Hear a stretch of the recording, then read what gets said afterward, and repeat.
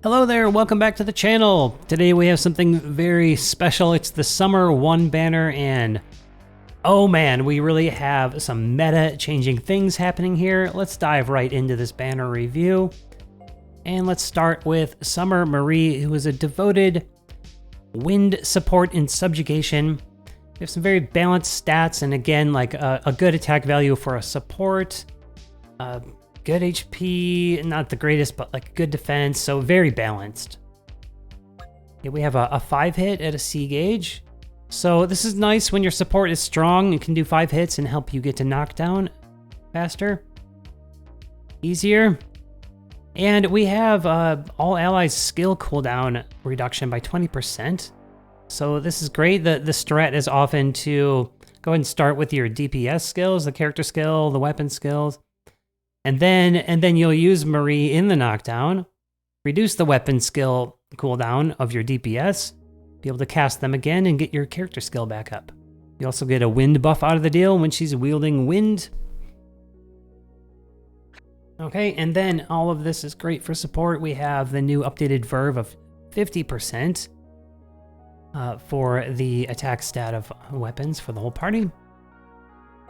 And then another swiftness, 5%. So paired with Nier, they can total for a 10% reduction of skill cooldown. And it could be interesting in Arena, maybe, but I think we'll see that that kind of strat might not be the best in Arena anymore, as we'll talk about in a moment. And then if you get that third passive, this is great as a support. Obviously, crit rate 15% to the party. Very, very nice. Wouldn't go chasing it. And the debris is also great for subjugation. 10% reduction on character skills when using wind. All right, so top tier as a subjugation support. And then the weapon is great because it's another boon haste. And we have a few of these. The one we affectionately call the kebab and the greatsword. I can't remember the names at the moment. But if you're using kebab in a team, well, this just updates your stats. We got better attack, better HP, and the HP is pretty high. Very nice. And then support skills. We have a wind crush here. 5 hits. And then if you're using a one-hand sword user, you get a defense break. The problem there is these are great support skills, but on your support and subjugation, you don't want the proficient main hand, because it just really interferes with everything. You don't want them doing any auto attack combos, get in the way. But could work with a bunch of resetting, I guess, but that's the drawback there. Okay, onward. So, Yuri just broke the game in half. If you care about Arena, you're gonna want Yuri.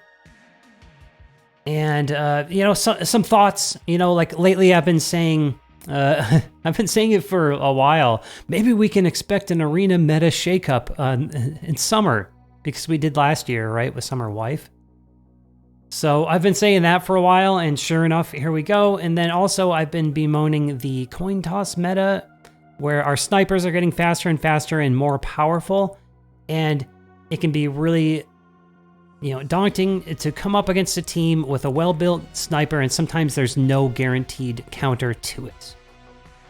Well, now not only do we have that counter, but we have someone who can really change the way we build teams. We might be choosing different characters. We might be building the characters differently. A lot of the same types of teams are going to exist, but because of this right here, I'm just going to cut right to the chase here. This passive, Determination, all allies damage taken reduced 50% 5 times at the start of a wave. Oh my god, this is before any character skills go off. You cannot cancel this out in any way. Your whole team has 5 hits of Indomitable, 50%. That's a really good multiplier, and it's 5 hits. So even like you would need the best Agi attack chain just to remove the damage reduction. And you cannot guarantee that. So this is busted. And like I said, this kind of can change your approach to the way you build a team. So you might not need to obsess over 4K Agi or being more than 4K Agi. And you can build a little greedier for damage. And assuming the other team has Yuri in it, you're gonna really want to be more greedy for the way you build your damage. So lots of damage greed in the subs. I'm anticipating EX mains, and having her on the team could make having an EX main, more possible. That you'll actually live to the point that those skills go off, and then anything standing in your way is going to have trouble surviving. But I assume there's going to be a lot of her running out there, and if you don't have her yourself to cancel her out, you're going to need Yuri to cancel out Yuri. You know what I mean? And even though I kind of was wishing for this, I feel like, I'm just going to say it again, like this was a little dirty to break things in half this hard on the devs' part, especially because they just orchestrated this Aces of Arena event where they really showcased Priyat's value as a scary sniper with insane damage potential and made us all want Yuri. And perhaps some people pulled for Yuri because of that. And then to do this just immediately after, like, as it was, Priyat's it was a little soon for me. Like, we just got Nier, I guess it was February, so it's been a few months. But and Nier and Demos aren't like dead, they can still do a ton of damage. Nier has Pursuit and Demos has Whirlwind Pursuit. But Priyat had that Bold Vigor, and they really baited us on Priyat, and then just boom, here's Yuri with just stock with Indomitable. The other thing is, like, a few of us were predicting this, and with the new Summer Akeha buff, we were like, oh man, I wonder if we see party-wide Indomitable. And I was saying too in a previous video, I'm like, yeah, we have this coin toss meta. It's so annoying. You don't have any, versus the hardest teams, you don't have a guaranteed counter. I wonder how the devs will address that, and this is how. So let's get further into the kit here. The HP and defense are absolutely top tier, bonkers high. And I think that's the highest defense value in the game. Could be wrong, but yeah, that's insanely high, and the HP is insanely high. The attack isn't, but that's okay. Okay, and then a character skill usable at start. Decrease all enemies' attack by 50% and all allies' defense up by 50%. That's exactly Celeb Demos, but also if you're wielding water, you have reduced the enemy's crit rate by 20. Kind of like what Udeal does. These are all 45 seconds, which is a good length of time. And so she completely power crept Celeb Demos. And especially because of this passive and because of the crit rate. So she's updated that. You can go ahead and just slot her in where Demos used to be. Make sure she's wielding water. Or maybe you want to use both of them. I don't know. But further analysis here, a new resilience value of 30%, so that's huge. That's going to help your tank survive even more. And then a third passive, ward all allies' defense up, which can be good for her own defense scaled skills, but not necessary. So like I said a moment ago, if you care about Arena, you definitely want Yuri. You kind of need her. But I think the good news is that she does her job just fine at A0, so hopefully that's a relief to a lot of you free to play out there. However, if you are going hard and spending some money, the paid banner does have the good rates and the reduced pool, so you only can pull one of the two girls if you get a purple. Because this debris is crazy, we have more Indomitable. Wasn't this called Dauntless a moment ago? No compensation for the error? Anyway, 20% 3 times, that's very cool. So imagine we actually do get back to speed meta and one of your turrets has that debris. Like that could be crazy. Okay, onward to further the discussion about Yuri. Let's talk about her weapon. So we have a very high HP value. Reasonable attack for the fact that it's not really an attack weapon. We have self-defense buffing skill. That's a 5 hit and it scales on your defense. And then another defense scaled skill. That's a ripper. 30% for 30 seconds. So these, we've run some tests, and these can do damage. We've seen them hit in the 100,000s per skill. Sometimes it doesn't. You really have to load her up in the build with defense. And that can be really cool because it can really synergize with your tank build, and she can still do damage with it. And on one run, I hit another water enemy and was only hitting like 70k at best on crits. So it was a little inconsistent, but we did see it do a ton of damage. So the possibility is there. Then, you know, if this doesn't kill, at least it applied a further attack break to the enemy. We have a Liquid Boon and Aegis, and in this case, the Aegis makes sense because you're trying to scale off of defense with the damage on these skills. So very interesting because this weapon can do damage, and it has the defense utility.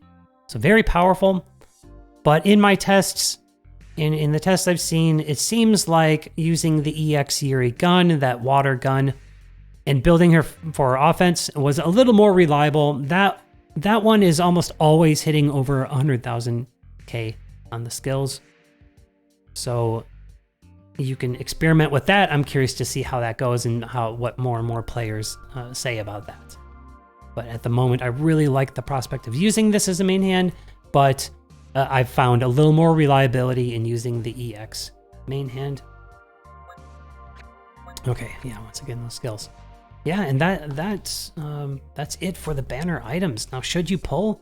So once again, yes, you should pull, especially if you care about Arena. Now, Yuri should also be good in Fateboard, really good unit for Fateboard, but she breaks the Arena meta in half, and it's going to be the case where if you don't have her, you won't be able to be competitive like top 10, in my opinion, with all the other Yuris out there. I don't know how you're going to take the edge off and cut through it, unless you can find, you know, crazy damage output to deal with that Indomitable. But keep in mind that some like a defense team can have her and also have firepower, so you know, can survive all of your skills and then have EX skills coming at you. And I saw some tests where community friend Capiter ran her against every single team in our bracket, all the scariest teams. Now, keep in mind that these teams still have old meta. They have like hybrids, but CDR teams, hybrid teams with pre-hits, like nothing could cut through a full defense team built with her, like a 3-character skill defense team like Udeal, Yuri, Christmas Gale. So tanking is back on the menu. The tank meta has been updated, and I think we're going to be seeing tank versus tank quite a bit and really slow battles. So the final climb is going to be longer battles. It's going to be hard to crank the battles out really fast. I'm a little more interested in combining her in hybrids, maybe having her and another instant character skill, maybe just 2 at most, and then having a ton of damage. But it's going to take a lot of experimenting, and all of us are going to be experimenting. It's going to take some time to kind of feel that out and figure out the best counters for what people come up with. So again, if you're free to play, I wish you the best of luck. I hope you don't have to go all the way to pity to just get 1 copy, but it's very worth to pull here. And then, you know, you might get the great win support from Marie out of the deal. And if you're paying, the paid banner is good. And then if you're dying to skip, that could be a case where maybe you don't care about Arena and maybe you're happy with your PvE wind at the moment. In that case, maybe you can skip if you're really hoping for Noel or something, because they did announce the mid-month banner. Summer 2 will be Noel and Demos. So maybe Noel is your favorite and you want to pull there, or you just want to save for anniversary or something. And if you really, really don't care about Arena, you can skip. But otherwise, Yuri's a must-have. She breaks the meta in half. So, okay, those are my thoughts. Good luck on your pulls. Thanks so much, as always, for watching. If you like what you see here, throw a like and a sub on it. It's so much appreciated, and I'll see you in the next one.